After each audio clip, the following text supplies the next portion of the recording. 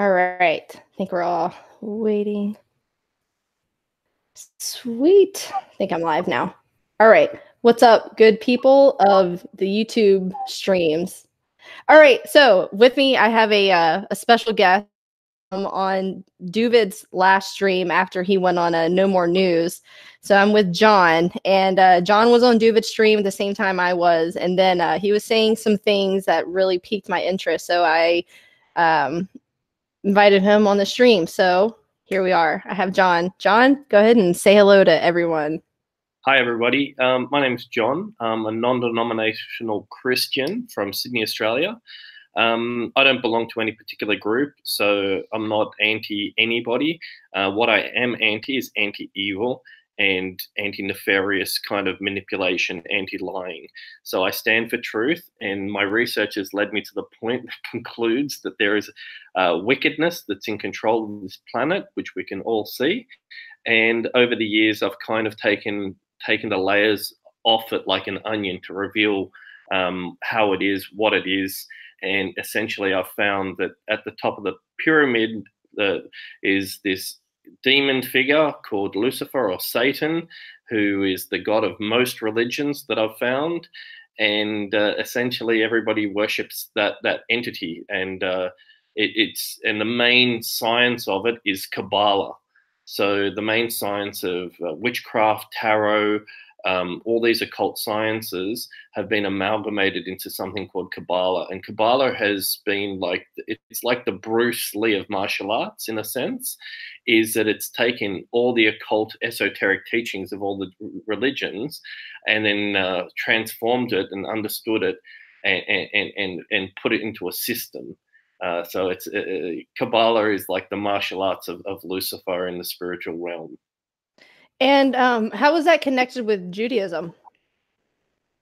Judaism is Satan's chosen people. That's based.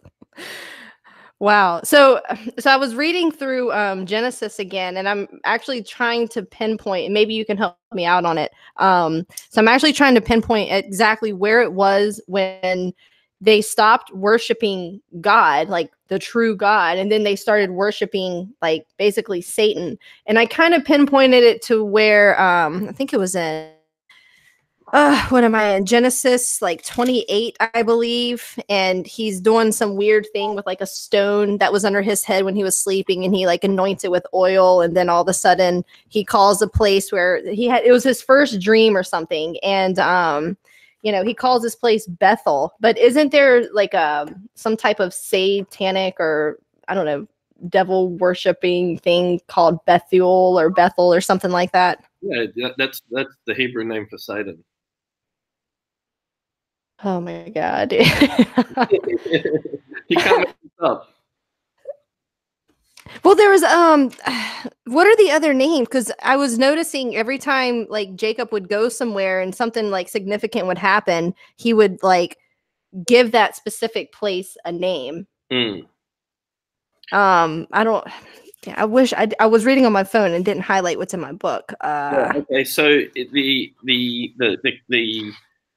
Hebrew name, I'm going to spell it for you because somebody on Twitter had tweeted this, and he basically, after I said the synagogue of Satan, he said, yeah, sons of Bethel. So Belial. Belial. How do you say it? Belial? Belial, yeah, that could be it. And if you Google that, Belial. Belial. I'll Google it. And you can see who it is straight away. Oh shit. Hold on a second. I'm gonna let me share my screen actually. Whoa. You guys check this out. Hold on, I'm gonna I have to highlight my thing here. Okay. Then I'm just gonna Google this. You can see it too, right, John? Yeah, I can see that. I can see it. Whoa. Yeah.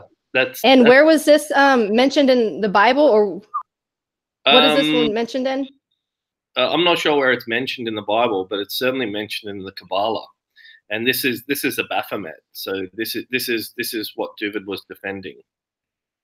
This is the entity that David was defending when I Oh, was speaking to him about Freemasonry, Albert Pike, and I asked him what the Baphomet was, and he said it's people's understanding of the energies of God.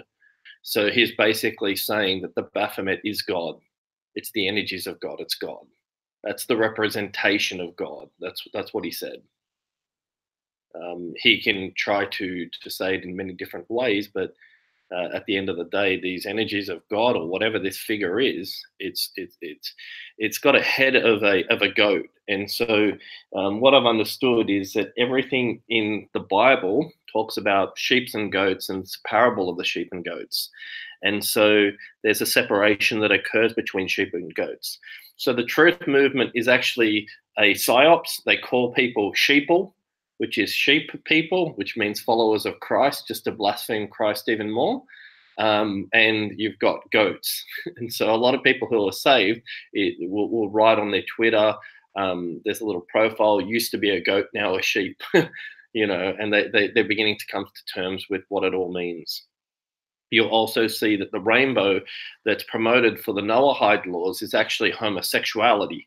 It's the Noahide laws are Kabbalistic, and homosexuality and pedophilia is Talmudic, as I've sent you the link. You can read it, what it says in the Sanhedrin. And there's a lot more to it. There's a lot more to it. It gets pretty deep. You there, Ash?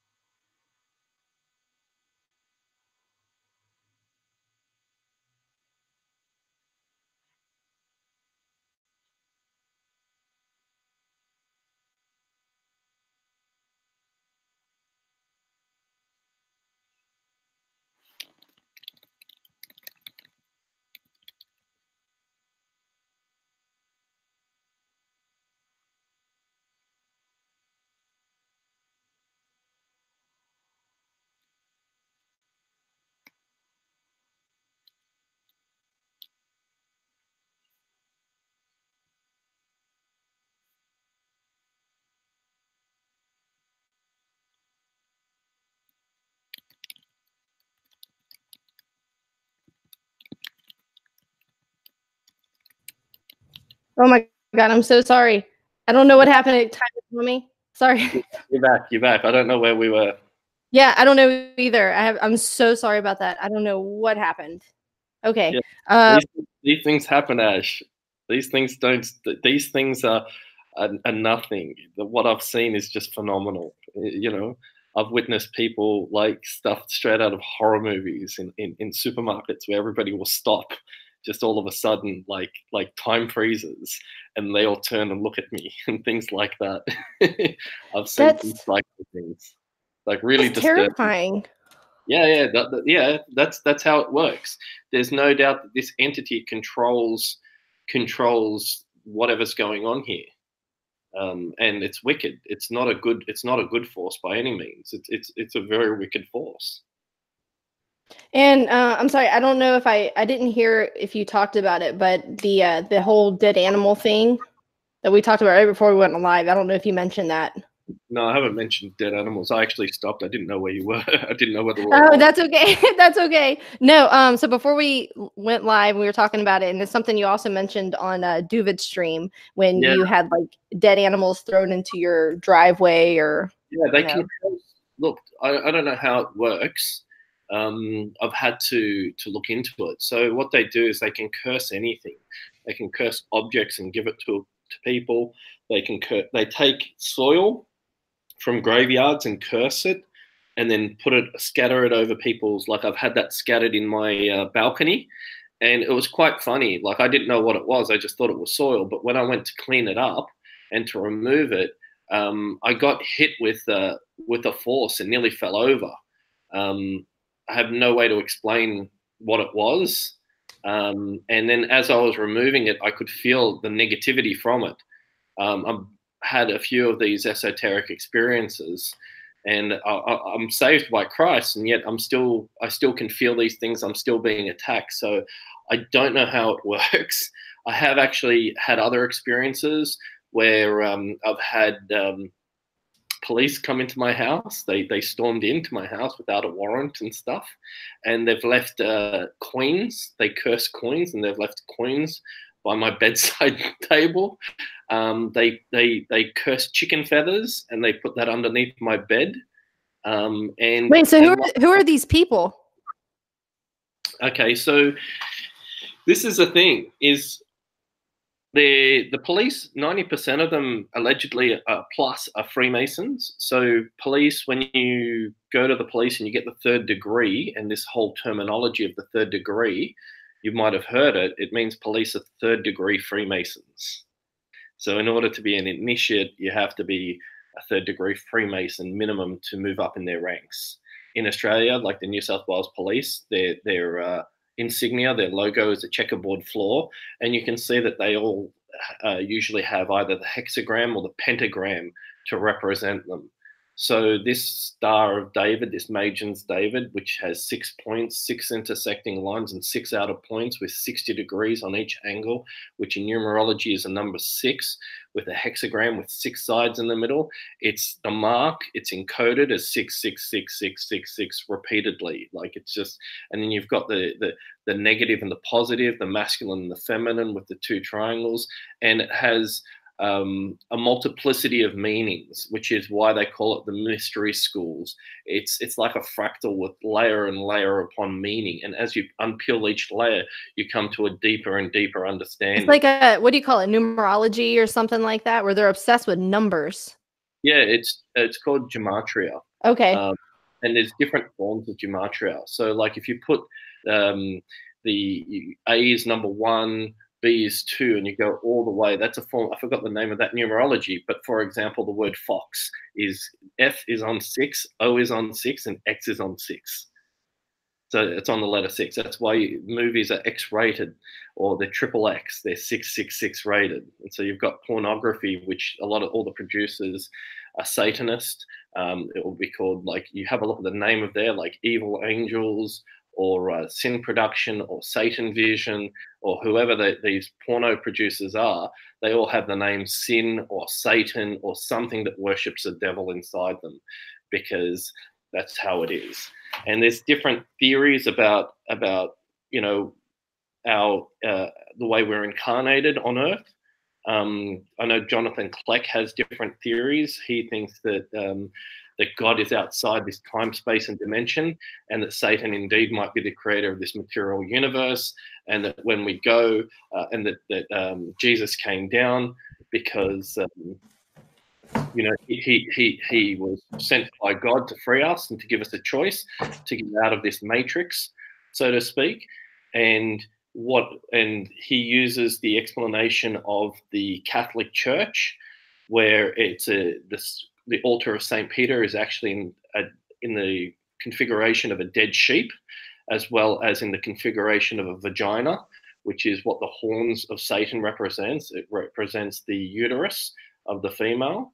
And you've got the dove with what appears to be sperm all around it, that mankind going in. So what his translation of all these things is that the human being is designed to capture spirits from God and harvest them for Lucifer, so that Lucifer can be freed from the pits of hell where he's trapped.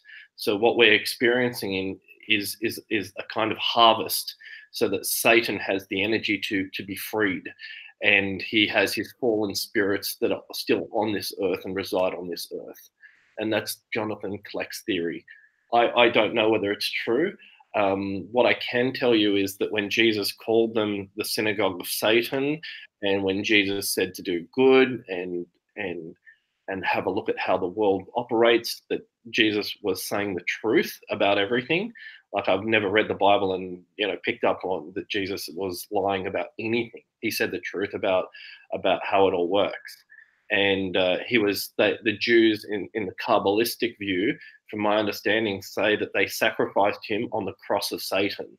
So the cross represents Satan, and it folds up into a cube, which is the same cube as the Jews wear, the tefillin at the Wailing Wall. It's the same cube that's in Mecca. And again, you've got the Muslims who circle the square. Circling the square is a witchcraft term. It's a Masonic term. It's a Kabbalistic term, and it's encircling the magic square. So the magic circle around the square, and it's the actual name of the cube in Mecca. It's called the Kaaba, and who they're worshipping is their Allah. So it's Kabbalah. So they're doing a Kabbalah ritual, and this ritual is designed to give this energy to this figure of Allah, of Satan, of Santa, of whatever you want to call it, this demonic being. And the Jews, my understanding is that the Jews and this I think it's called Unitarianism or Universalism. What it is they believe it's the Masonic principle. It's the same religion that all representations of the monotheistic God is Lucifer. So it doesn't matter whether you look at Hinduism. Hinduism is essentially Satan worship. This is what the Kabbalistic view is. So is Buddha. So is all of these religions, and that's their view. The only thing that I can tell is they really super hate Christianity. So if you have a look at Facebook, it's run by obviously the fallen people. Mark Zuckerberg is one of the fallen, and they're censoring. They're protecting Islam, is the speech of Islam, and they're suppressing any speech about Christianity or any speech about truth. And if you read the Babylonian Talmud, they call Jesus Yeshua or Yeshu, and there's a big push now to get rid of the name Jesus. My belief is, and my understanding is, his name is Jesus. It's not Yahshua. It's not Yeshua. It's not Yahoshua. It's his real name is Jesus Christ, and that's the name they want to suppress. And now they're supplanting that with the name Yeshua or Yeshu. Yeah, that's interesting because it's I have a Messianic Jew. I wouldn't say he's a regular. I haven't had him on my stream in a while, but he loves to really correct me on the name. Like, no, it's not Jesus, it's Yeshua or Yahushua or some other bullshit. But that's the thing, like the New Testament wasn't even written in Hebrew. It was originally written in Greek. And in Greek it's like Isu. I'm totally probably butchering that, but it's yeah, it's more. Yeah. Yeah, but it goes deeper than that, because this is where I'm going to really mind blow you. So Israel, they're saying, stands for Isis, Amun Ra, and Elohim. Okay, so is Isis, Ra, and El. And this goes back to the mystery schools. And then you've got Genesis, which refers to the gene of Isis. And so it kind of gets a little bit screwy once you look really deeply. And these things are very, very, very heavily guarded secrets, and they're in plain sight. But they for every bit of truth you get, there's like 100 pieces of disinformation that they throw at you. So it's very hard to unpeel the different layers. There's a lot of layers too. Like there's so many layers of this. Oh, there's so many layers to it, and they're people that you know, and they're people that you walk past, and they're practitioners of this really occult stuff, and you'd never know. And a lot of the really occult practitioners, they school their children in it, and it's quite strong. And what they do is they sodomize the children so that they can be possessed by these spirits and these entities. And these entities are really smart. They're not stupid. They're very, very smart, these demons. Well, the Bible calls them demons. The Jews won't call it that. They channel their information. We'll talk about the Zohar too, because the Zohar is really interesting. It was written by a Spanish guy called De Leon, and they attribute it to a rabbi from the 2nd century because they claim that he channeled the information from this rabbi from the 2nd century. So the Zohar, the Jews will consider the the kind of Bible of Satanism, the Bible of the Kabbalah.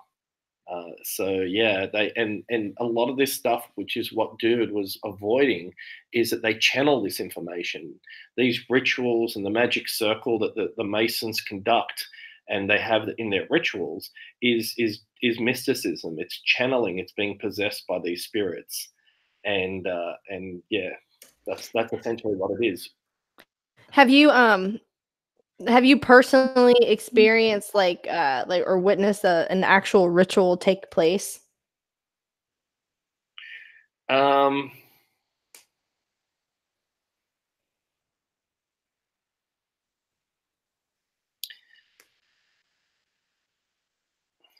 I've never been in a Masonic lodge, but I've understood how they do their rituals, and I've been a subject to their rituals, and I've actually been involved in one.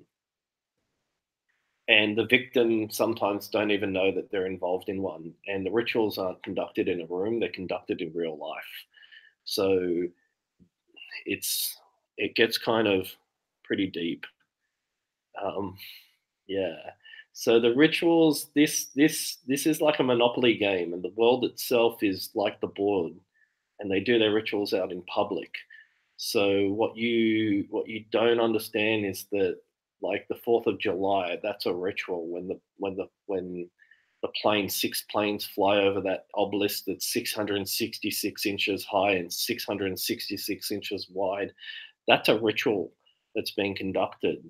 Or in Australia, the Anzac Day thing, where you've got the fire, earth, water, and you've got the war memorial that's in the shape of a square, and it's got a round building that's put on top of it, and you go inside there, and you've got earth, fire, air, and water. That's a ritual right there. In front of it, there's a flame, and then you see that there's a long rectangle full of water, and you can visit all of these sites in all around the world. They're everywhere. Every park is geomancy. So the War Memorial in Sydney is in Hyde Park. If you have a look at that topographically, you can see all the geometry that's involved in that. What's this called? Hyde Park. Hyde Park. Yeah, Hyde Park. HYDE. And there's a Masonic guy called Half a Sheep on YouTube, and he actually goes around to all of these different sites and deconstructs them and gives you a little bit of information about how it works. You know, he went to Canberra and he talked to a Masonic researcher in Canberra, and David actually held up, like, you know, he proudly held up. Yeah, he says, so that was developed, like Paris, or these capital cities are designed by Freemasons, and he's telling us point blank that it's geomancy, and that in fact it's controlled by the rich and powerful Jews who control the monetary system. See, once you control the monetary system, it's very easy to corrupt people and to coerce people. So you either bribe them or you kill them, and that's how they've operated throughout all of civilization. Is that they, you know, you can't get into government without being a Freemason, or at least one of the parallel mystery schools. So, like, for females, it's Order of the Eastern Star, or it's Rosicrucianism, or you have to be part of one of their institutions in order to climb the ranks. So, well, I had somebody in the chat. There's 2 questions I have for you. So, I don't know if this is how they were pronouncing it. But what is Jabalon? Okay, so this is just from what I've read. Am I saying that right? Yeah. So this is just from what I've read. So this is not from what I've heard or experienced. Jabalon is the name of 3 different deities. Jah is meant to be Yah in terms of Yahweh, which is the God of the Old Testament who put lying spirits into the mouths of people and to the prophets. Oh, so, what was that verse, by the way? I'm gonna look it up. I was thinking about that today. I think it's 1 Kings 22:22. 1 Kings. Okay, yeah, perfect. You know, so Yahweh, this God of Yah, is actually El, Elohim. El, it's a Canaanite deity. And from my understanding, God doesn't have a name. The true one true God has no name. And even the Kabbalist will call it Ein Sof, which means infinite, eternity. So everything else that's not of Ein Sof for them is this different deities. Are these different deities? Are these Luciferic beings for them? And they're genuinely believing in what they're doing. They're genuinely committed to lying to everybody and to believe and to keep this a mystery and to keep the mysteries away from the unwashed masses who are not going to further their agenda. So Jah is God of the Old Testament who put the lying spirits into the mouths of prophets.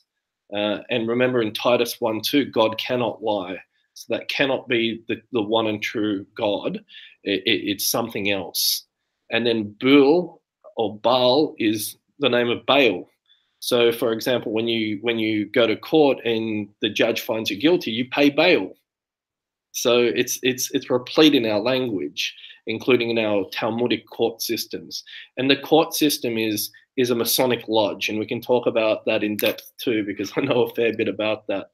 And On is the name they're saying is Osiris, and the word Osiris comes from the iris, the eye of Lucifer, and so you've got these three different deities, and apparently it's one of the passwords of Freemasonry at a certain level. The initiate learns all of these hand weaving signs, and it gets pretty complicated. So most people, what they don't understand, and this is in Freemasonry and in Satanism and in witchcraft, you're not just learning one hand sign, you're learning multiple hand signs. And what they do is they infect people with spirits, and then they weave these hand signs and control people like puppets. So Freemasonry is a lot more technical than what people imagine. It's a whole study of the occult, including weaving with hand sign, casting of spells, communicating with these spirits through thought and through behavior, and then controlling and manipulating others. So it's literally mind control through demons. See what's crazy? Like they actually believe this stuff. You know, like what's I think people have to understand. It's like, I mean, we our heads like Freemasons, the Illuminati, you know, but these people are like raping little children. They're sacrificing children. And this is like that part's that's not a joke at all. But well, I'm gonna say this. It's not that they believe it as much as it is true. They not only believe it, but it is true. So these demons really do exist, and if you sacrifice children and you go through all the rituals and you decide to serve it and give your soul and be possessed and be a host for these entities, you're granted extraordinary privileges and extraordinary powers. And when I was into hypnosis and into a cult a long time ago, I could physically start to manipulate people that were far away from me, like get them to walk in a certain direction or get them to do certain activities. And I didn't know what it was at the time. You just think, cool. If what's called, you pace and lead somebody, and where you mimic their behavior for a certain period of time, you get into synchronicity with them, and then then what happens is you can start to manipulate them. And I didn't understand that this is witchcraft, but it also is the way things function in this world, as far as I can tell. So they've studied the occult science and formulated into packages. So hypnosis and witchcraft are inextricably linked, and at a level which I can't explain. I had one of my friends who studied with Stephen Gilligan. I've done Ericksonian hypnosis, and I've studied at university with Michael Yapko. It's a surreal thing, and looking back on it, I didn't fully understand about how all of these things are tied together. It's not like you have one God and that God is separate from this God, and this person that person just worships that religion and this person, and it's all completely separated, and they've got us all divided and thinking compartmentalized. No, it's one big Unitarian system there is only two forces that I can tell. One's from God, that's Jesus Christ, and the other one's from Satan and Lucifer. And even in the Catholic Church, they sing in Latin. You can Google it. They're saying that Jesus Christ is the son of Lucifer. This is no joke. They're claiming that Lucifer is the God. Are you there, Ash? Yeah, I'm here. I'm just listening. Just letting you talk. Well, there was somebody else in the chat, and I know you actually. Wait, I'm sorry. Go ahead. No, I don't know which chat you're looking at. Can you hear me? Okay. Can you send me the link for the chat so I can read what people are saying? Oh. It's just on the YouTube stream, but I had another. I'll send you the yeah. If you just go to my YouTube channel, you'll see the video up there. But there was somebody else. I'm sorry. Oh, okay. No. Here, hold on. I'm gonna copy and you found it. Yeah, I found it. Okay. But there was a question. Somebody asking about the 6 million number. Yeah. Okay. No. So the 6 million number, what it is. My understanding is it's Kabbalistic, and it's 6.66 million Jews. It's the 666, and 666 is the opposite of 333. So if you combine 3.33 and you take it and you reverse it, you get 666, and which is gematria. And the important of 33 is it's a third of all the angels. So that's what it is. It's a third of all the angels, the 6 million Jews. If you have a look throughout history, the Jews have used 6 million Jews repeatedly. They used it in Russia in the 1930. I think it was 1916. They used it in 1890s as well. So they've used this 6 million multiple times. What I'm currently researching is how they killed the Tartarian Empire. So who was Tartary? Who was the Tartarian Empire? Which they've managed to hide all of human civilization, including in the books, including everywhere.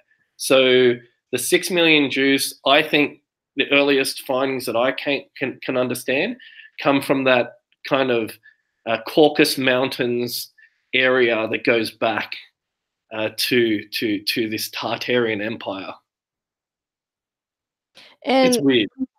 I don't have all the answers, but it's weird. So give me a little background on you, if you don't mind, please. Okay, so I was born from two parents. My mum was brought up Roman Catholic, and I went to Catholic schools. And my dad is Jewish. And apparently my grandparents were in the Holocaust. They went to multiple concentration camps, if you can believe it. My grandmother apparently went to 6 concentration camps. So if they didn't kill you at the first one, your story grew bigger and they sent you off to another one, but they didn't kill you there, so they sent you off to another one. So she went to multiple concentration camps apparently, and my family apparently on my dad's side was wiped out. And then my mum was brought up from Italian and Spanish background in Algeria. And she moved to France when she was young due to the Civil War. And then when she was 19, after growing up in France for, I don't know, like maybe 16 years, 17 years, she came to Australia. And in Australia, she met my father. Now, my grandparents, apparently when the war finished, they were in Poland. They sold a large house for something like $500 US, which was a lot of money back then. It was divided amongst 3 of the survivors. One of the survivors went to Russia, and then he went to Israel. The other survivor went to Israel and then came to Australia. And then just as the Iron Curtain was closing in the late 50s, mid to late 50s, my grandparents then went to Israel and then they came to Australia.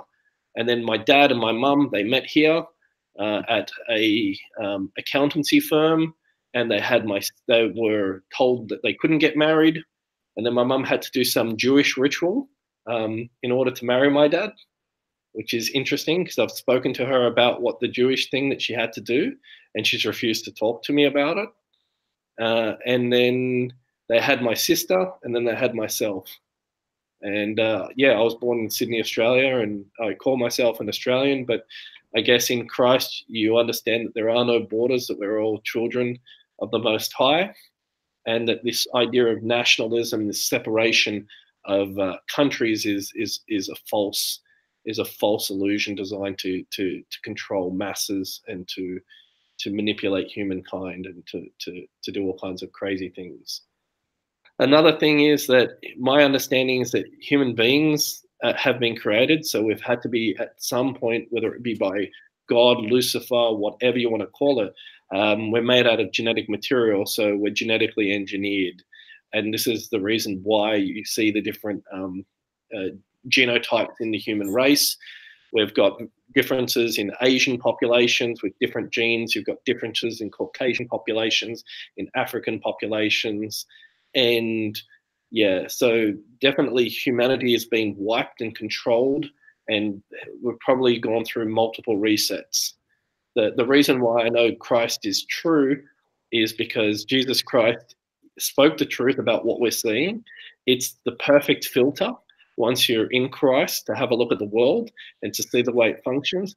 It perfectly explains the pedophilia, the Kabbalist, the ritual black magic, the lies that we hear from people.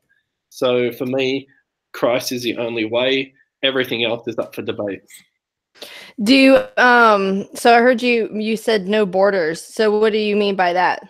So I actually do believe in nations. Like I think everybody should have their, like Japan should be Japan, China should be China, German should be German, America should be Americans. So what do you mean by no borders? Are you just talking about like with humans or? No, humans. So I think this idea of separation of humankind and manipulation of humankind, and this idea of nation states is a Masonic institution. I'm not disagreeing with people being able to self-govern and self-control their destinies, and the terms of, I guess this is where I'm a little bit confused, this idea of nations, like where you have Chinese and they're entitled to their rent land and stuff like that. But what I've found that these systems of government and centralized control are in fact Masonic in nature. So Mao Zedong with the pyramid, with the sun worship and all of this type of stuff, it's population control, pure and simple. And so you have different countries that are being controlled by different Masonic governments. And that's what I'm against. Because at the end of the day, what we come down to between the different nations is monetary systems and inequality and different ideologies. And this is false. This is false because these things have been given to the populations by the Masonic Brotherhood. These things aren't naturally occurring. And so what you have is the monetary system is a form of totalitarianism where the chosen people within a particular population who will be the most dishonest usually are the ones that climb the highest. And you can see that in corporations. The term corporation means corpse, dead body, oration, meaning to speak. It's given this spirit that's given the same personage as a human, as a man or woman. Even the term human is the color of man, hue being a shade, man being what we are. And so, yeah, I think this type of, as far as I can tell, once you're in Christ, we're here to help each other. And essentially, it's not centralized, it's decentralized. It's people self-governing themselves. Right. And well, it's almost like America, like they say George Washington was a Freemason. I think Franklin was a Freemason. So a lot of the founding fathers of my country were also Freemasons. Yes. Which is interesting. Do you I just had this thought in my head. So do you believe in the Bible? That was a question in the chat. Sorry, do I believe in the Bible? Yeah. So I know you're a Christian, so you follow Christ. I follow Christ. I believe in, look, I believe that there may have been some sophistry that's involved in the Bible, which most Christians would see as heretical, because I think that the identities of the spirits, because it says to rightly divide and to test the spirits. And I think some of the identities have been obscured, especially with the translations.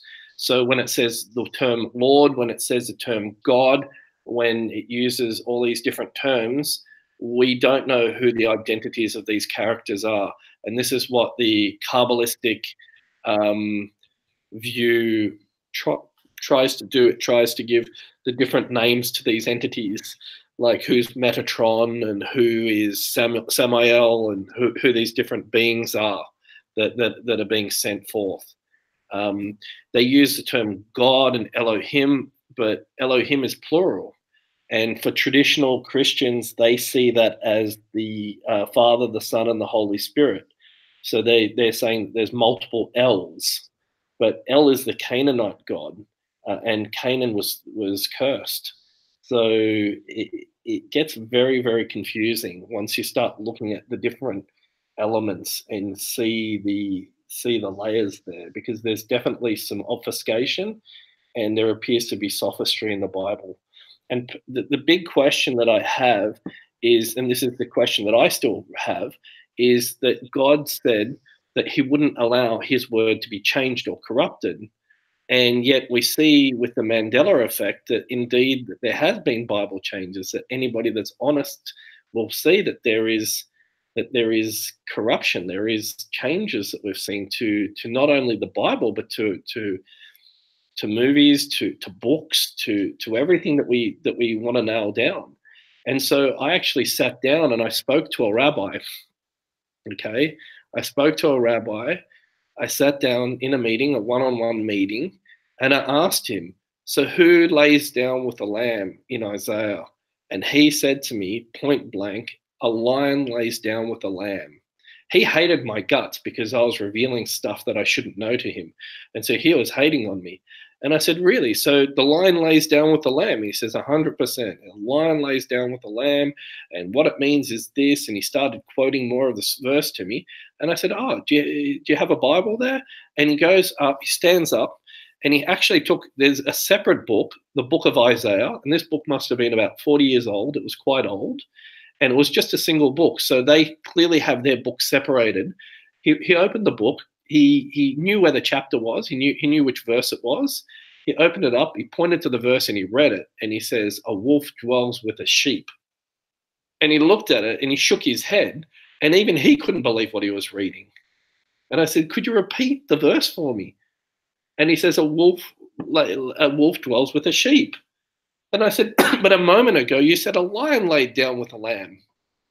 And he says, well, it says, and he shook his head. He says, well, it means the same thing. What it means is there will be peace on earth when the Messiah comes. And that's what it really means. And I said, but it's pretty important. I thought you had memorized, chapter and verse, and you knew the Bible properly. And it seems a little bit, surprising that, it's now wolf dwelling with the sheep. And I've understood it to be lion and lamb. I had a 1611 Bible for like more than a decade. I remember it being my favorite verse in the whole Bible, the lion and the lamb.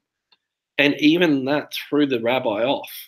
But I think what kind of the rabbi, where he found his ground was that what I believe is an end time deception of Satan. So Satan has been given these powers, and he kind of realized that it had been changed and then tried to cover it up because he's realized something has taken place, but he's not been aware.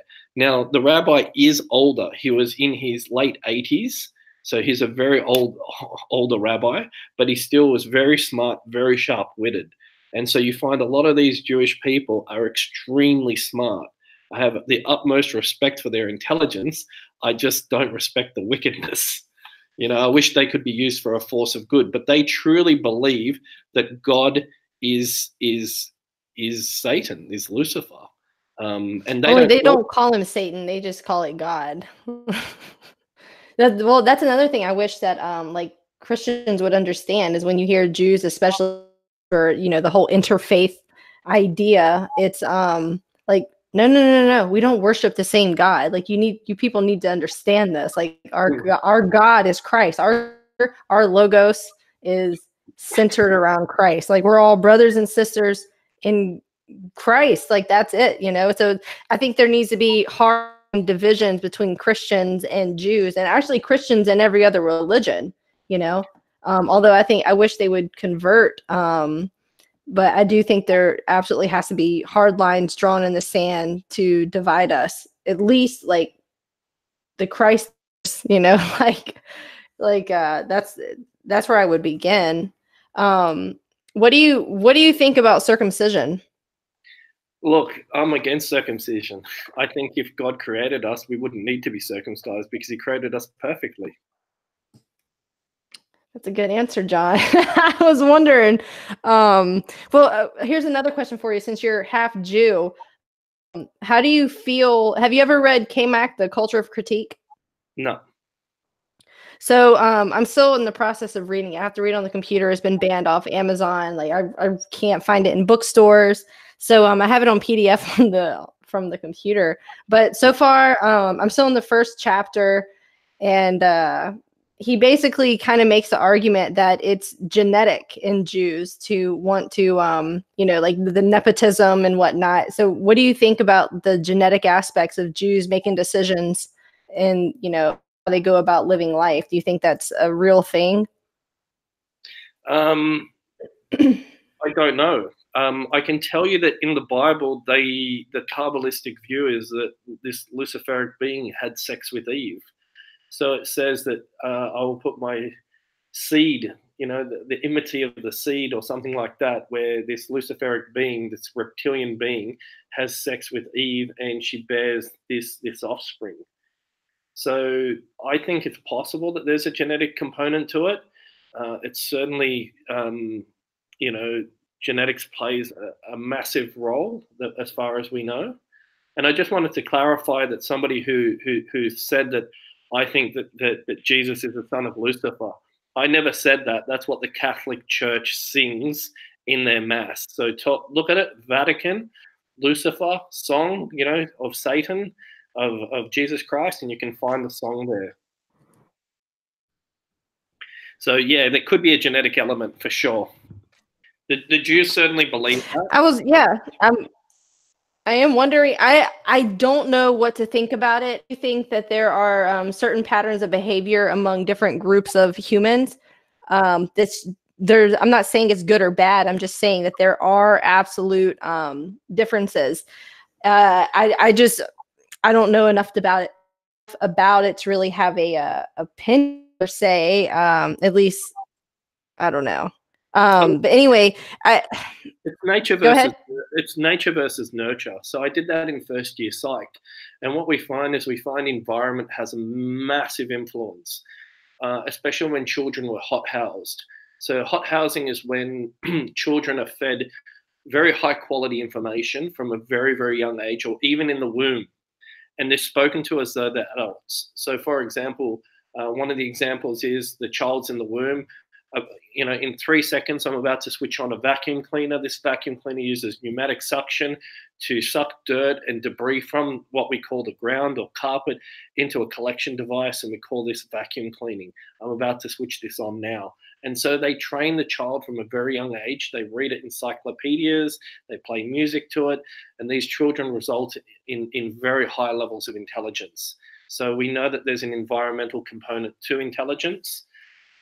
And we know that where we are told to do the goo goo gaga with children, and in fact they're learning very quickly and they're absorbing information. You can teach them high level mathematics as a child, and as long as you continue to do it, they'll become an excellent mathematician.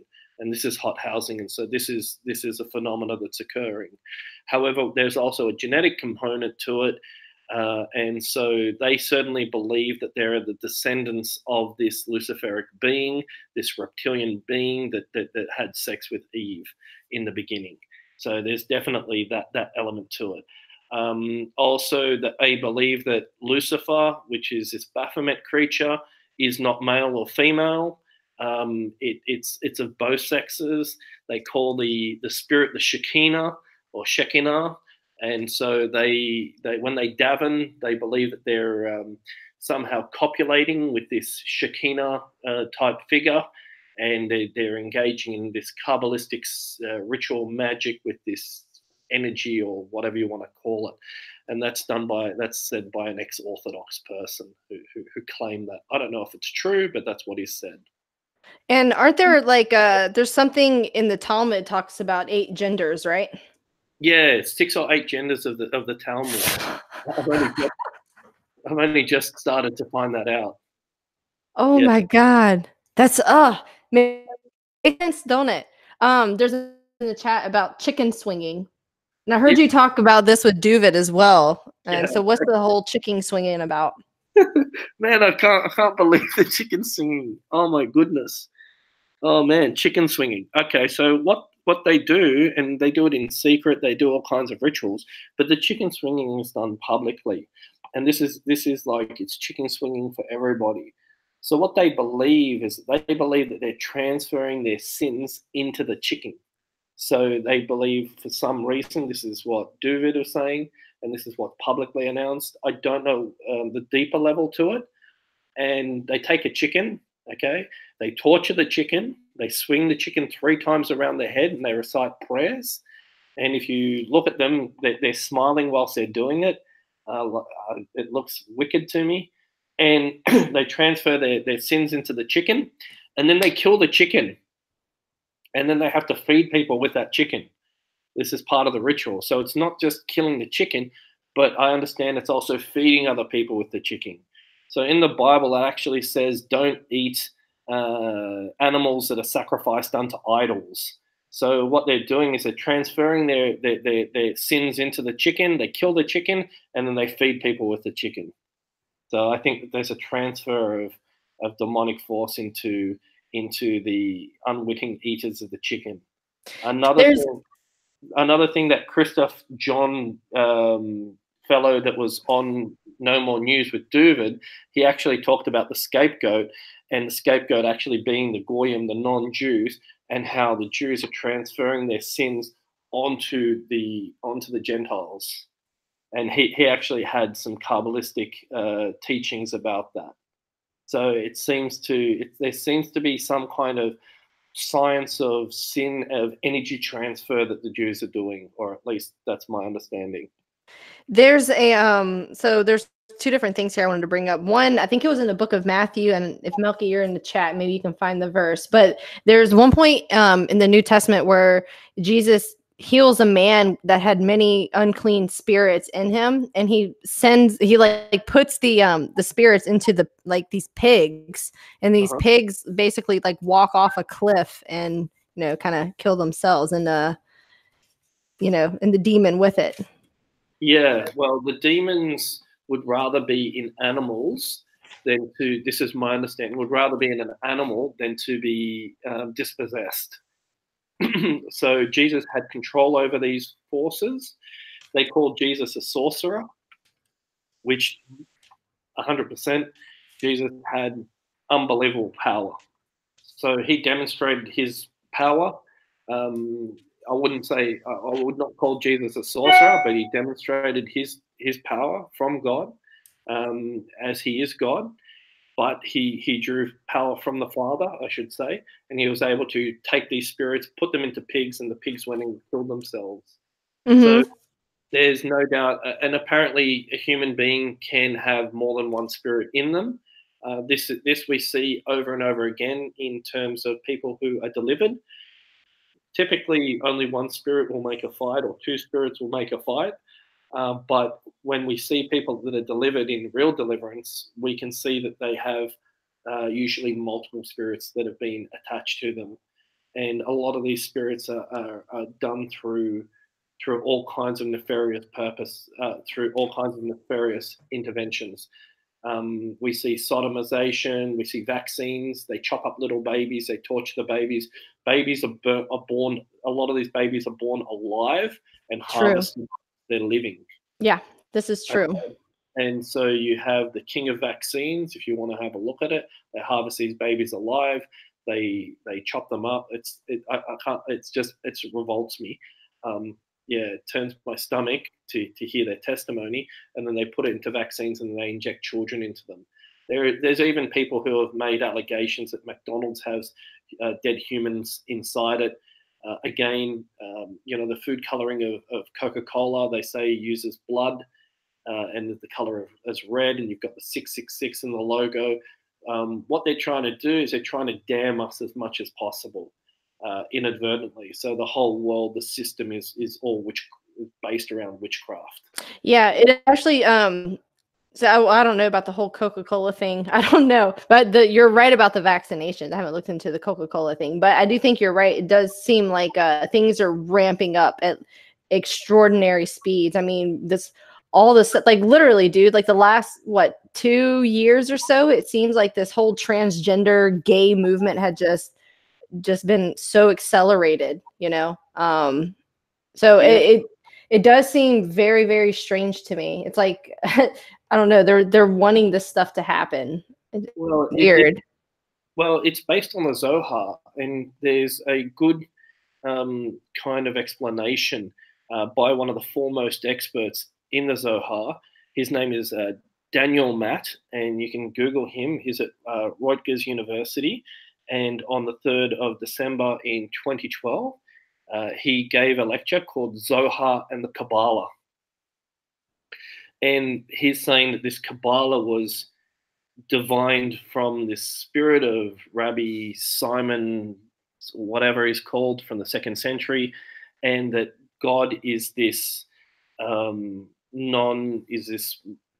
pansexual being, which is what the Baphomet represents. This is just from what I've understood. He didn't talk about the Baphomet, but the Shekinah, this feminine aspect of God, combining with God, produces this entity, or whatever you want to call it. That's what they're calling Ein Sof, is this non-sexual identity.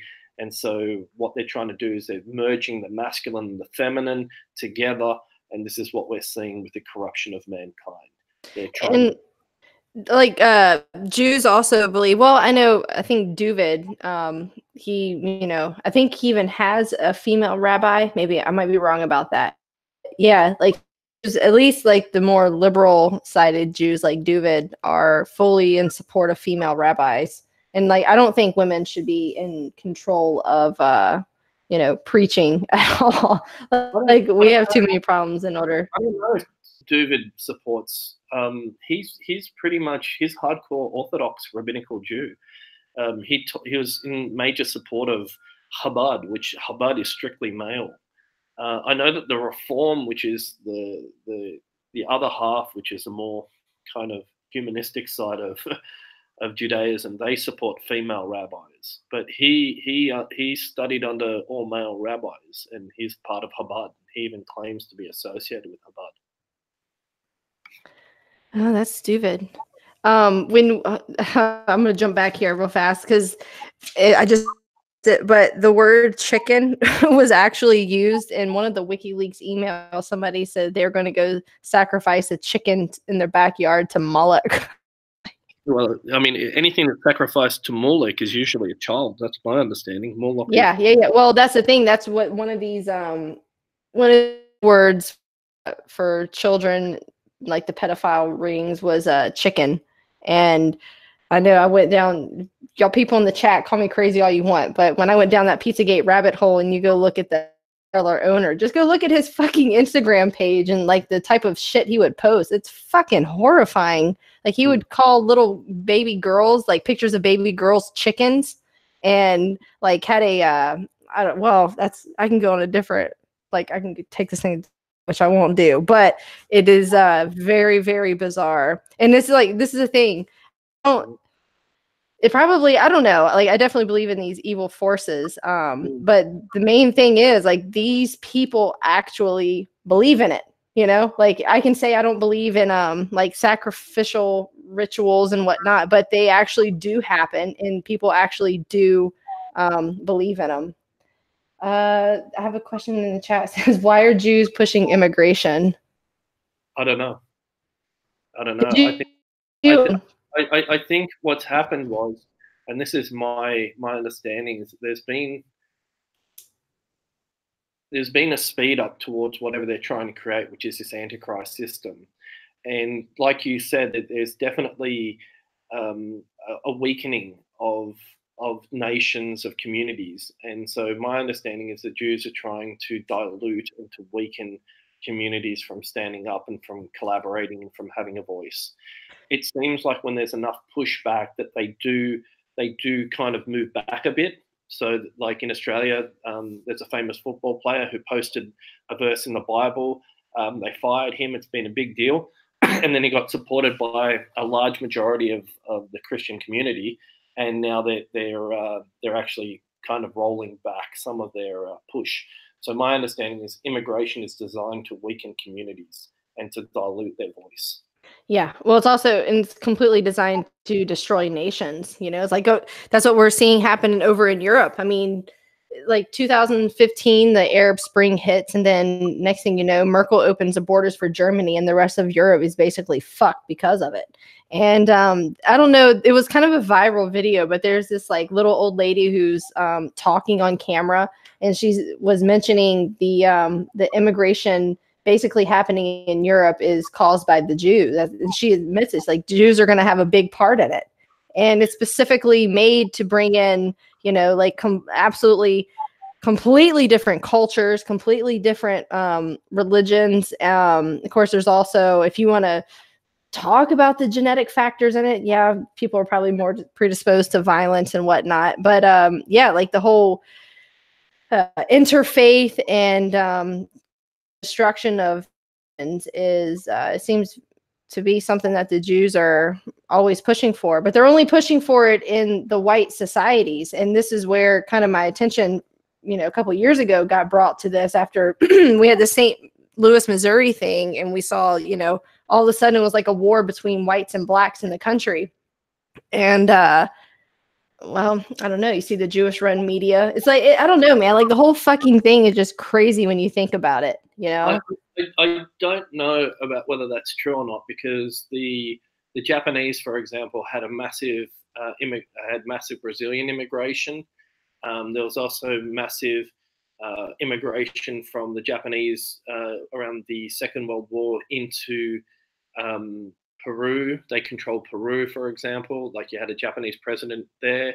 You have massive influence of the Japanese in Brazil. So you have this South American kind of Brazilian relationship that's gone on. Now the Japanese are particularly xenophobic, as are most of the Asian countries. The Asian countries are quite racist. If you go there as a foreigner, you really speak to them, you can find that out very quickly. And so it's tribalism, I guess. That's the best way you can put it. It's tribalism. And they definitely are trying to, I guess, distract them from what's going on and keep them occupied. And, and everybody has to have this job where they're just off broke and they have to work in this slave system where we have more than enough resources for everyone to be fed, clothed, housed, educated, the whole lot. But yet they're definitely pulling the strings. Also, an interesting point when you talked about Europe, David actually had a Freudian slip and he said, destroy Europe. So he used the word destroy and Europe together in one of the conversations. It just slipped out of his mouth and he corrected himself, which was quite telling. There's also one question was, do the Rothschilds control things? And the answer to that is, as far as I know, the Rothschilds seems to be a family that's very high up that we know of. The Balfour Declaration was addressed from a Jew to another Jew. Lord Balfour is Jewish and Rothschild is Jewish, and he gave the land of Israel to Rothschild, essentially. So it seemed like, from what David was saying, it's one tribe of Judaism recognizing another tribe of Judaism by giving them the land. And that's something that was quite new to me. I didn't understand the different tribes and who was the Hammonites, who's Edom, who were the Japhites and all of these different things. So there seems to be a lot more involved in what the Jewish track as their bloodlines that we're not knowing about. It is weird. Like I was reading Genesis again, you absolutely see that it is full on tribalism. And it goes back to the Jacob and Esau story when Rebecca, their mother, tells Jacob, hey, you need to leave here and don't go marry like these other women. I forget the Hittites. That's what she said. She's like, I hate the Hittites. You need to go and go see my brother and marry one of his wives. So now you have not only inbreeding, but you have in-group tribal preferences. And it was kind of the start of it, to be honest. I mean, it all kind of like, if I feel like Judaism, or at least like the tenet of Judaism, kind of started with Jacob and then went to his son Joseph, and then so on and so on and so on. And I mean, it's interesting because Genesis is like really the precursor to Judaism. Like you have Joseph be friends with Pharaoh. Pharaoh is the one that enslaves the people of Israel. And then you have.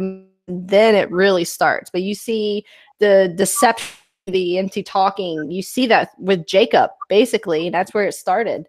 And so that's where I say, like, is it genetic? I don't know, because Jacob had like 11 sons or something. Yeah, I think that it's not, that the Bible is not going to give the full story. I think it only tells part of the story.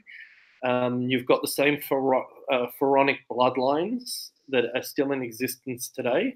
So whoever these pharaohs were, their bloodlines are still around. They haven't been, they've kind of, what the Jews have done is, and this is what I can understand, is what they do is they marry into these royal bloodlines and then they kind of usurp them. It's the same thing what happened to William of Orange and how the Rothschilds put their monetary system around the world through fiat currency. So I don't know, but I think that there's a lot more to it. The Jews also claim to be the builders of the pyramids, and by builders, that's a code word for Freemasons. So some of this stuff is allegorical. And I haven't decoded it all fully yet, but I know that there's a lot more to it. Yeah, it is weird. Like the whole pyramid. I don't know. Like symbols seem to be a thing, like kind of with every religion. I guess even Christianity has the symbol of the cross. Like I don't worship the cross though. Like I worship Christ. Like, Yeah. But yeah, like symbolism absolutely seems to be a thing, whether it's the Jewish star or hell, I don't know, like really anything, right? Yeah, all symbols. And this is it becomes like symbol worship, idol worship, it all kind of like the same thing. Well, it kind of, this is what I'm still confused about. It kind of decodes the reality in which we're in. And Duvid even said to me something which was true. And as I started questioning him, he said, you just want to understand how God works. And what he means by God is Satan. So he's saying you just want to know how things work, and Freemasonry is a kind of code, and we can kind of deconstruct our reality with it. So yeah, I'm still very confused about how the system and how everything operates. But certainly, once you understand geometry, and I've studied a lot of geometry. So a pyramid, for example, if you put 1 on the first layer, then you put 2, 3. 2, 3 on the second layer, and then 3, 4, 5, and then 5, 6, 7, 8, 9, 0. You'll end up with numerology 6, 6, 6, 6, 6 on the side, and you'll end up with 6, 6, 6 down the bottom, which is the obelisk that's in Washington Monument. And so there's so many of these, these things can't be coincidence. Like when you type on a calculator and you go forward in one direction with 3 numbers, you go like 1, 2, 3, and then you go plus 3, 2, 1. You end up with all of these numbers, and they're very occult. So you'll end up with 666. You'll end up with 1760, 1776. You'll end up with 1110 over and over again. And these phenomena is just repeated again and again and again like a fractal. And I haven't made full sense of that, but certainly the geometry that's involved in it, the mathematics that involved with it is astonishing. And these are some of the things that are kept secret by Freemasonry. So there's no doubt that they have extremely sophisticated and occult knowledge that goes into numbers, that go into the very fabric of our reality. And I think it's given to them by this entity, Lucifer or Satan. I think most of these technologies are people who have been possessed, that have been given this technology. So you've seen the rapid increase of mobile phone technology, computing, all of these things. And I don't think that this is new. I think it's old technology. I think we've just been given it, and we're another kind of genesis. I think that there was previous kind of civilizations that have probably been on this earth. We find evidence of them. However, the relationship between what they were and what we are now and the technology that we have, I don't know. I use the Bible to kind of interpret what I see. Mm. There was a question. Can you Yeah, ask if he thinks Freemasonry is Judaism for goys? 100%. 100%. Jewish Freemasonry is for goys. That's interesting. Huh. Yeah. Even the Jews even say that.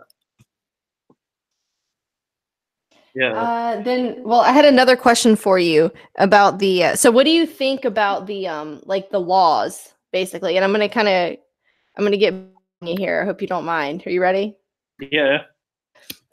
So if you read something like Galatians or Romans 6, 7, and 8, when it starts talking about like the law, so you have like the law of human nature, then you have the morality police, like this, the self-righteous moralists of the circumcision party that are really trying to impose laws not only on Jews but also like Gentiles. So like you have the Noahide laws, which don't even exist in the Bible, by the way. But so what do you think about the laws and morality per se? So, and I ask because in Galatians and in Romans, it's pretty much, like we don't need these fucking laws. Like break the yoke from your neck. Like it's Galatians 5:1. Like Christ set us free. So what do you think about that? I don't know. I don't know. I know that the laws are basically a combination of New and Old Testament. I know that most of them are based on Deuteronomy. One of my friends is quite into law. Mm-hmm. There was the free man movement, which had a technology of law called the redemption movement. And it's basically what we can understand is that we are the crown. We are both the debtor and the creditor. And we basically can then order them as public servants. So they serve us. And this is what he's uncovered. He's had a lot of success. He's walked into Centrelink and asked them as the authority how much they get paid on his behalf and things like that. And he's starting to have a lot of success. I'm meeting him tomorrow. We're talking about the components of law. He actually found with some of the researchers that there's obscure acts, like in the New Zealand Act of Parliaments, is that under the Camping Act, there's something called the forgiveness of debts through love and natural affection. And so this is basically how Christ forgave us of our sins. So it's the forgiveness of debt through love and natural affection. And they're actually starting to decode law and how they have to obey Christ, and they hide these things in different acts in their parliaments. Yeah, and so they're finding it. And he's got a great New Zealand researcher where we can be redeemed through the blood of Christ by law, but they've hidden it. We just have to know. And they use a maxim of law that ignorance is no excuse of the law. So therefore, you actually have to know everything about the Bible and how that they institute those laws. So, for example, in Australian Parliament, they call them ministers of Parliament, and we have a Prime Minister. That means they're ministering, they're part of the church of God's law, and that's how they conduct themselves. They open the Parliament with prayer, and so basically it's a ritual. Yeah, I don't. It's weird because I'm kind of understanding like the laws of sin, like the natural law of sin that's going to happen regardless, and then then you have like the Jewish laws basically, and it is interesting. Like I was like reading Genesis, it's Judah, like Judeo-judicial system. I don't know. It does seem very fishy to me. Okay, we'll talk about law now because that's something which is interesting, and we're going to talk about the spiritual aspect of law. So law is spelled L-A-W. It's also spelled L-O-R-E. So you've got law, and then you've got law.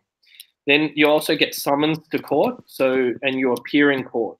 So you're an apparition that gets summons. Then all rise. So they're talking about the dead rising from the living. It's all rise as a judge walks in. The judge is wearing the black, which is the black of Satan, which is a Kabbalistic black, which is the same black as what the Jews wear. You've seen them with their hats. He's wearing all black.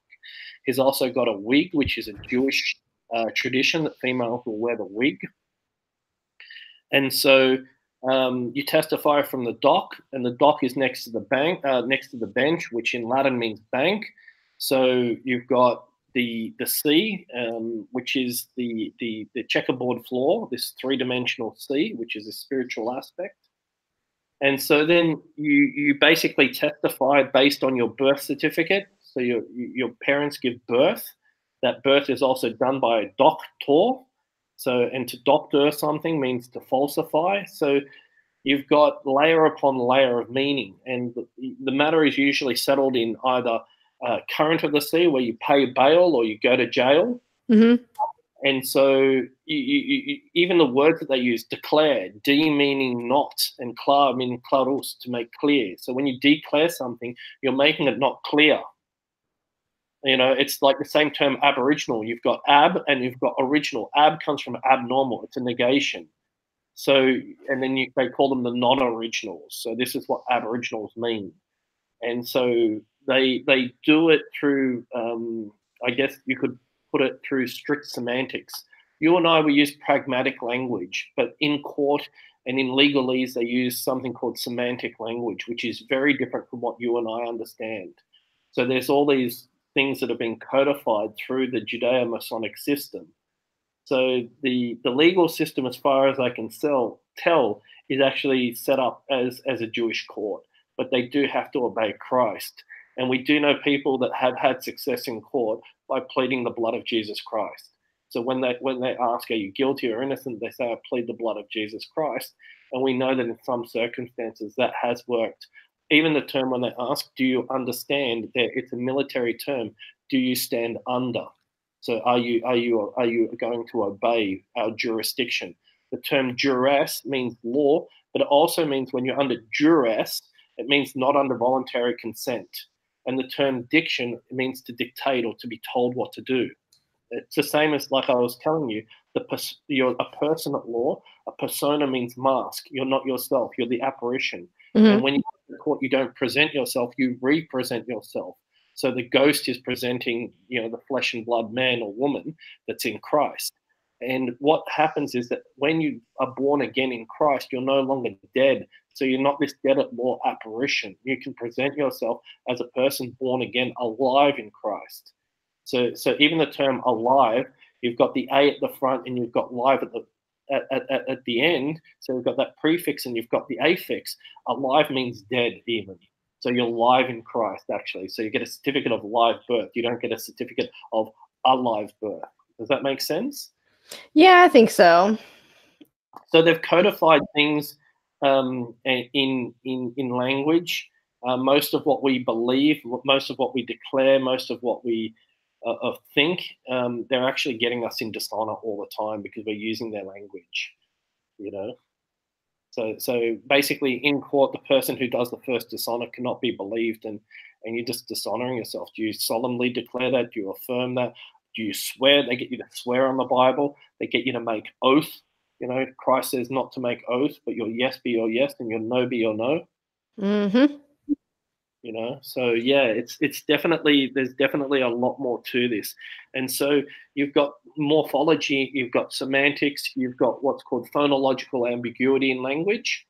So morphology is like you've got the prefix, you've got the affix, and you've got a suffix. And each of these things have a different meaning and different etymology. And like law and law, this is what's called a phonological ambiguity. So they sound the same, but they mean different things. So one of the early things that we realized was when judges were telling people, what is your name? It wasn't a question, but rather it was a statement. So they're actually conferring the title of what to the person, and they use all kinds of trickery in court. And the only thing that I can understand is that they must be run by demons to understand the meta meaning of these words and the meta language that they're using in court. They're also highly trained in Freemasonry, which talks all about this. And when I spoke to Duvid about this transformational language, he actually said, well, if that wasn't God's will, then why would it be there? So he understood exactly what I was talking about, and he said that that's from God. So Duvid knew exactly what I was talking about. So he's fully aware that language is bewitched and it's witchcraft. And Yeah, absolutely. Have you ever looked at the Webster's 1828 dictionary? No, I haven't. You should look it up one time. It's I mean it's just a site, but it's the dictionary from 1828, and you basically can type in pretty much any word and it'll show up what the definition of that time period, like, you know, for that specific word. Like you can look up gay and it has nothing to do with me, you know, like, Yeah. and it's really fascinating to compare like the 1828 dictionaries. It's just fascinating. Like the etymology is it's pretty crazy actually. And you see how that can like shift and subvert a culture so easily, you know? Like it happens within 2 generations. I have my paternal grandmother, she her middle name is literally Gay. And you know, I don't know what year she was born, I think in the 40s. And at that time, it was joyful, you know, like that's what gay was. And now they turned it into full blown, you know, faggotry. Excuse my French. Look, this Mephistopheles talks about Black's Law Dictionary. And yeah, Black's Law's Dictionary, the term black and law, we're talking black law as in occult science. You know, they've got it all there in very much plain sight. The Black's Law Dictionary is interesting, but it's not the heart of it. It just scratches the surface. We looked at the Black's Laws Dictionary, and we found out that it does talk a lot about these things, like the natural person versus the artificial person, but it's still using the word person to describe the man or woman. So it only talks about it on a very superficial level. It doesn't talk about it in the legalese that I'm discussing. So yeah, it's a good start point. We started with Black's Law Dictionary, but we went much deeper than that. I wanted to talk to you something which is more profound. And have you heard of the mud flood? The mud flood? Yeah. No. Have you heard about civilization reset? That kind of sounds familiar, but I haven't looked into it. No. Okay. Enlighten me. Okay, so it was around 1790 to 1810. There was a global mud flood. Okay, most of humanity was wiped out, apparently. And as far as I can tell, I've gone throughout Sydney. We have mud flood buildings that are buried quite substantially in mud, and the streets have been covered over. And if you dig down, you see layers and layers of civilization that have been built up on top of one another. How this has been accomplished, I have no idea. There's actually a place kind of like that here in the States. It's over in North Carolina, although it's not mud, it's literally sand. Yeah. They got the sand dunes over in North Carolina. I don't know if that has anything to do with the mud floods, but indeed it has to, because this mud flood was a global event. So I've traveled to more than 20 countries, and I've taken photos during all my holidays, and I take photos of Masonic-looking buildings and all kinds of interesting things. And this mud flood was a global event. So apparently there's mud, and it's approximately 10 meters high in most places, and it covered buildings. And in Sydney, if you go to Glebe, for example, there's an underground city virtually in Glebe. You can actually go under, you slide under the buildings, and you can actually find that there are buildings that are submerged under mud. In Russia, there are buildings. In France, there are buildings that are absolutely covered by this mud. And how it occurred and what happened, I don't know. But certainly there is evidence all around us of this mud flood. That's interesting. I'll write it down so I can look this up. This might be another rabbit hole. Yeah, indeed Mud it is. flood. And what else I found is that where is mud talked about? So I confirmed that this mud flood has taken place, and it did take place in the last 200 or so years. And I've verified that for myself. I believe that there was a global mud flood. However, where do I find links to what we're currently seeing? And it's in Jewish folklore, and it's called the golem, Golem. Oh, that's that little that figure, right? That's supposed to be something demonic. I saw something about that actually. It's in Jewish folklore, and what it is, it's Yeah. made from mud. Mm-hmm. What it is, it's Jewish mysticism where Jewish controls the mud, and that somehow the mud can turn into what a humanoid figure and can smite the Jewish enemies. Now, I think this global mud flood was an allegorical. I think the golem is an allegorical speech about the global mud flood. That's as far as I could understand the linkage to Judaism. Is what is this golem? How does it relate to this mud flood? And again, what we see is again polystrata fossils. Do you know much about polystrata fossils? No, never heard of that. Okay, so polystrata fossils are fossils that go through multiple layers of the geological column, and so you find that there are trees that are upright vertically within the Yeah. Yeah. Okay. Yeah. I have heard this. I've seen it, like seen the pictures and whatnot. And we also find that there's gravel, and we find that they're smoothed over, and you find something called hydrological sorting, which is sorting of the geological columns. And it's the same thing as when you put in like a water bottle, right? And shake it up and it separates itself. 100% correct. Yeah. So we can see evidence of multiple floods on Earth. I mean, and we can also see evidence of mining, prehistoric mining on Earth, which was prior to the mud flood. In Australia, for example, there's Canaanite ruins. There's a lot of Phoenician and Canaanite ruins all throughout Australia. When you talk to the natives and you talk to the Aboriginals, they say it was made by different people that weren't them, and they were made a long time ago. So we've got pyramids up in Gympie, which is a structure. They don't know what it is.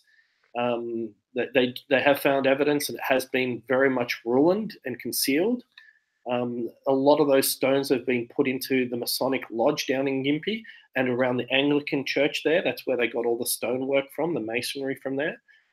We also, you can have a look at this, there's the Bradley's Head Amphitheatre, or Bradley's Point Amphitheatre, and there's a big Masonic column there. I've taken photos of it.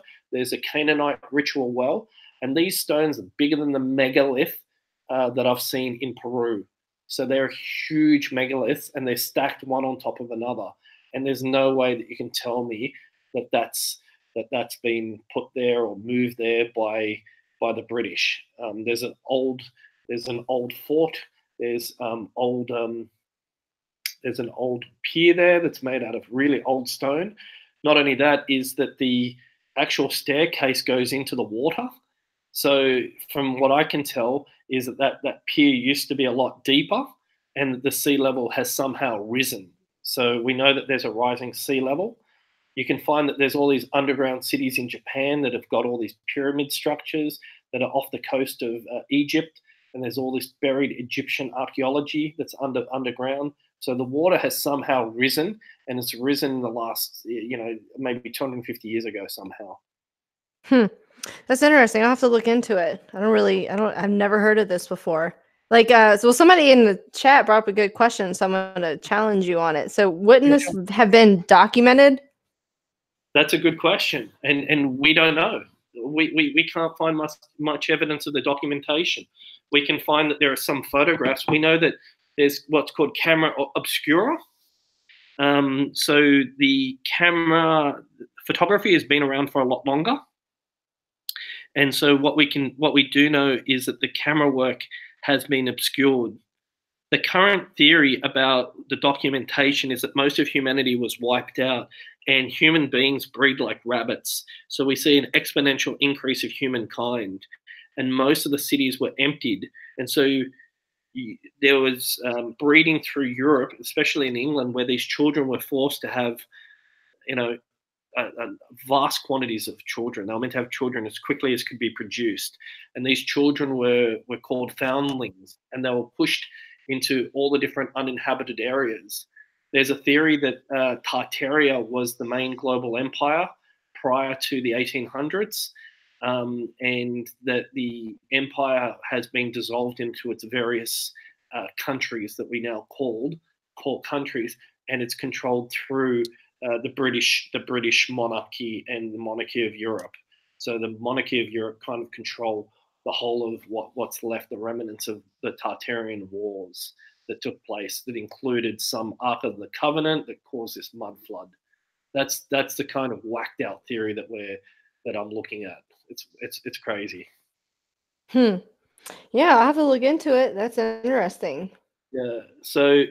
And all these wars have been there to conceal the hidden empire of the Tartars. So the Tartars were the real Mongols, and we find that the elements of the Tartar, there are remnants of the Tartar Empire in places called barbarians. So the barbarians are actually the Tartarians. The reason why you have tartar sauce, for example, or you have tartar on your teeth, which is the calcium deposits, the Mm-hmm. calcium carbonate deposits, and the barbarians are actually, we find when I went to Thailand and I was in the highlands of Thailand around Chiang Rai and around Burma, they actually have coins and they wear black robes with multicolored stitchings, kind of ornate, and they have silver lining their garments, like silver coins and silver jewelry, silver balls, and all of that. And we find the identical kind of garb in the North African barbarian communities, and they're called the Barbars. And it's just a consonant shift from Tartar to Barbars, which is a fricative in linguistics. So we find it's the same culture. And these Barbars are actually one of the original Muslim kind of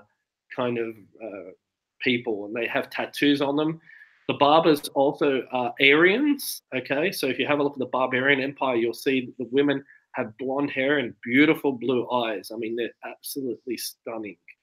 So there's that Aryan element there too. And so that's another mystery. And this is kind of ties into what Duvid was saying with the different tribes and what he believes is the true history of humanity. And I can't confirm or deny what Duvid is saying. What I can say is that Duvid is not honest at all. You know, in what he was telling us. So the barbarians and the Tartarians and the Tartar Empire, which was most of humanity, had technologies that were unheard of. Like we're talking high-level technologies, and it seems that the human race was somehow wiped out, sacrificed, and now we have this current genesis through massive population from Europe into America. Hmm. But And we have all of those ruins here in Australia, and I've been to a lot of them. We have them here. So I've seen them firsthand. I can provide you with photos. You can have a look at it on Google Maps, the Bradley Point Amphitheatre. You can have a look at all the old buildings. It's all Masonic. The buildings, all the old buildings are very Masonic, and half the sheep, he has a look at all of these buildings, and he's trained in a lot of Freemasonry, and he decodes what a lot of these things are. He claims that trees are old magic. He talks about trees being old magic, and he talks about the pillars as being kind of the new magic. And there's different pyramids. There's different pillars. You've got the iconic, the Doric, the Corinthian pillars, and he talks about what they mean in Freemasonry. He also talks about the musical scales and how they relate to the music, the sound of creation, of God, and all of this is very intricate. It's got to do with mathematics, and it's got to do with creation power that we've never seen. So the mud flood likely, has got some Judeo-Masonic tradition to it, likely caused by the Ark of the Covenant, which is what they're saying. And then you have human breeders human slave populations, and you've got the Masons from Europe with their top hats. They always would wear top hats so that they could show that they have a level of superiority over the slaves, and they would be the handlers that would raise up these population. And the musical Annie is a throwback to Foundlings and how mass immigration of slave nations and slavery came in throughout the whole world into Australia, convicts into America, and so you have all these folkloric stories that are being told. In Australia, you also have massive. It's very occult because when you look at it, there's also when we talk about ritual sacrifice, you find that there are catacombs throughout all of civilization, and we're talking catacombs with millions, if not billions upon billions of people under them.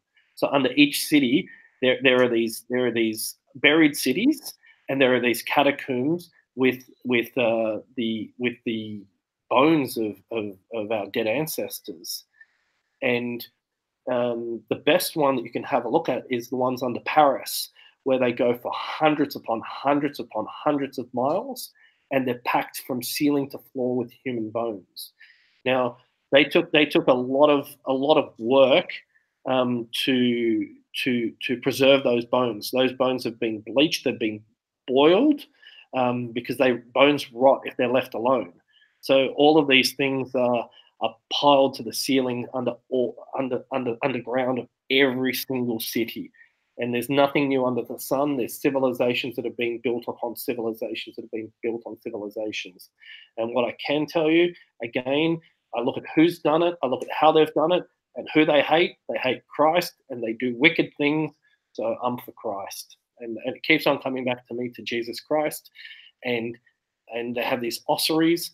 They've even got underground, it's so wicked, this stuff, they've got the cross in human bones, and they've got sculptures made of human bones, like massive sculptures. And if you go into Peru, they've also got them in underneath all of the churches underground. I've been underground. I've photographed these catacombs. It is satanic, and they use the human bones as sculptures. It's wicked. It's desecration, and it's completely ungodly. Yeah, it's kind of weird with the whole bones thing, and it's also strange that it's kind of like repeated throughout different parts of the world. Like even in Europe, like the Mayan stuff. There's a lot of bone sculptures. And if you have a look at it, also this was early on in my research. There's always the story of snakes and dragons in every folkloric story. So whether it's Quetzalcoatl in South America, or the snake of Genovisus of Genesis, or you have a look at, say, the Aboriginal culture in Australia, you look at the rainbow serpent, which is a serpent of creation. You have a look at Brahman and the whole story of creation, how they came out of a serpent. You have a look at the Naga of the Buddhist religion, and you have a look at the dragons of the Asian cultures and Chinese cultures, and even dragons throughout all of Russia and the old Tartarian Empire. What we see is this reptilian element again and again and again and again and again through all these folkloric stories, especially the stories of creation. And in the human brain, we have the reptilian brain, which is what's considered the ancient brain, and we have the other, main. I forgot the rest of the brain, what it's called.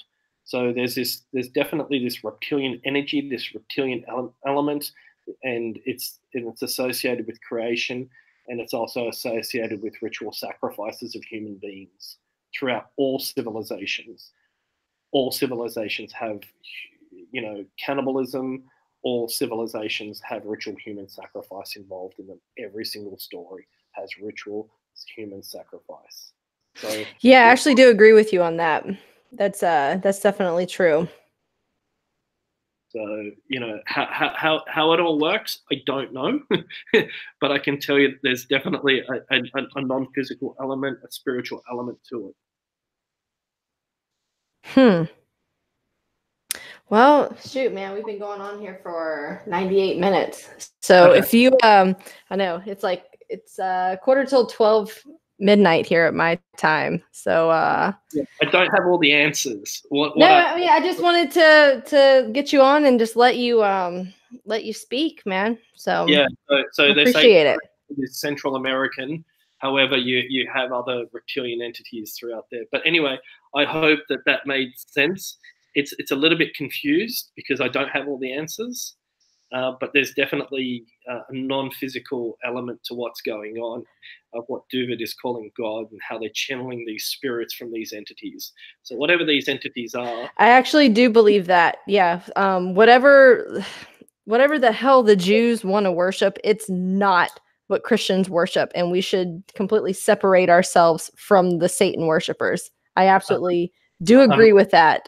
They are not any way, shape, or form Christian, or there's no such Christian. We need to understand these people are separate from us and our beliefs, and that is extremely important. But anyway, yeah, I'm gonna go ahead and shut this stream down. John, I thank you for coming onto the stream. okay, thank you so much. Have any last words, and then yeah, I'll shut this thing down. Yeah, so what I can say is that for me, I've accepted Jesus Christ as the Son of God. I would recommend anybody to learn about Christ and to investigate yourself, and hopefully that you guys can come to the same conclusion that I have. My journey has been muddled, but there's been a lot of witchcraft that I've witnessed, and so for me, I think Jesus Christ is God, and I hope everybody comes to that same conclusion. Awesome. Sounds good. All right. Thanks a lot, John. Okay. Thanks for coming Thank on. you. All right. Bye. See ya.